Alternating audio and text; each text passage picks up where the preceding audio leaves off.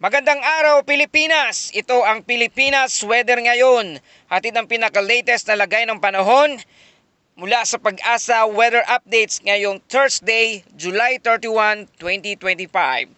Pero bago ang lahat, paki-like, share and subscribe naman para po sa support ng ating channel. Salamat! At ito ang lagay ng panahon. Patuloy ang apekto ng habagat o southwest monsoon sa malalaking bahagi ng bansa.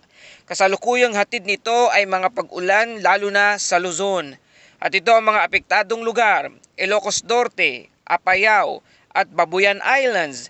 Inaasahan ang panahong malalakas na pag-ulan at may babalang posibleng pagbaha at landslide. Central Luzon at natitirang bahagi ng Ilocos Region, Cordillera at Cagayan Valley.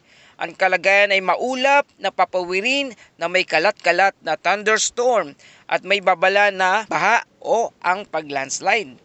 At ang Metro Manila at ang natitirang bahagi ng bansa, bahagyang maulap na may paminsang pag-ulan. Ingat sa localized thunderstorm, pwedeng magdala ng malalakas na ulan sa loob ng maikling panahon. At ayon naman sa lakas ng hangin at sa karagatan, sa northern and western Luzon, malakas ang hangin mula sa southwest, maalon hanggang sa napakaalon na aabot sa 2.8 to 4 metro ang taas. Sa rest of Luzon, katamtaman ng hangin, malakas ang hangin na may alon na 1.2 to 3.1 metro ang taas. At sa Visayas naman at Mindanao, mahina hanggang katamtaman ang hangin na may posibleng alon na aabot sa 0.6 to 2.1 metrong taas. At para sa ating rainfall outlook hanggang bukas ng gabi, 50 to 100 mm rainfall expected sa mga lugar gaya ng Batanes, Ilocos Norte, Apayao at Cagayan. Laging tandaan, mas mataas ang pag-ulan sa mga bundok at bulubunduking bahagi, kaya mag-ingat sa posibleng apaw ng ilog, landslide at soil erosion.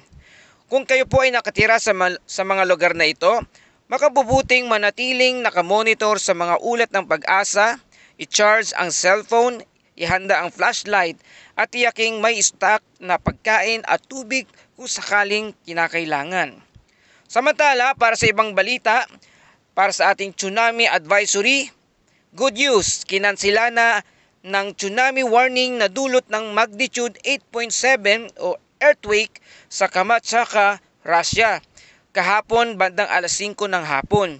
Ayon sa PHIVOLCS, walang nakitang significant sea level disturbance sa mga lugar na nabanggit. Pero tandaan, kahit na walang tsunami ngayon, dapat sanay tayong alerto sa isang bansang tulad ng Pilipinas na nasa Pacific Ring of Fire.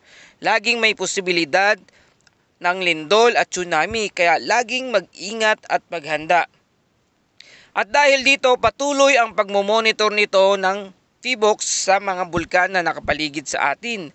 At naglabas ng alert level ang PHIVOLCS kahapon. Narito ang mga bulkan: Alert Level 2, Canlaon, sa lugar ng Negros Island.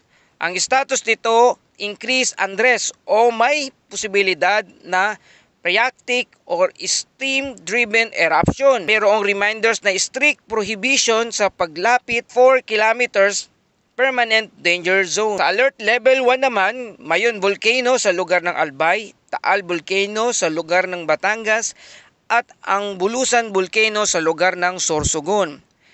Ang status nito ay low level unrest o bagamat hindi pa delikado, may posibilidad pa rin na biglang pagsabog. At alert level 0, Pinatubo Volcano ng Pampanga, Zambales, Tarlac, na status na normal, wala pang senyales ng pagputok. Ito ang mahalagang kaalaman para sa mga alert level na nabanggit. Para po sa mga nasa paligid ng mga bulkan, huwag magpakampante kung alert level 1 lang, dahil gaya ng sinasabi ng PHIVOLCS, ang mga phreatic eruption ay walang babala. Ipagbigay alam agad sa ahensya kung may naamoy na sulfur o nakakakita ng usok o pagbabago sa tubig, ilog. Ang sabi, prevention is always better than cure. Samantala, para sa ating latest earthquake report kaninang 4:58 AM, July 31, 2025, Thursday, sa Davao Occidental, nakaranas ng magnitude 3.3 na naitala ang PHIVOLCS na may depth na 146 kilometers.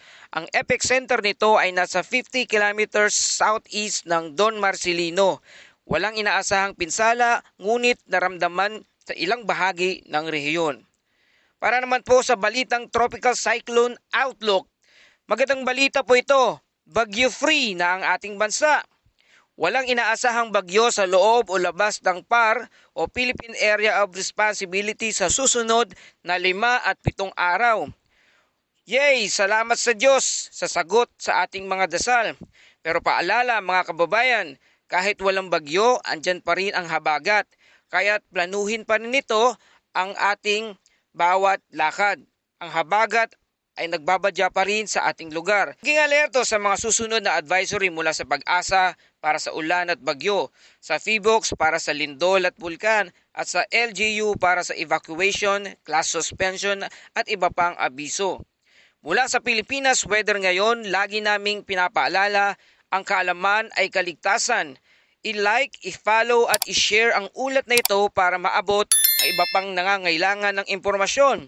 Maging ligtas, maging alerto at maging responsable. Hanggang sa muling ulat, ito ang Pilipinas Weather Ngayon.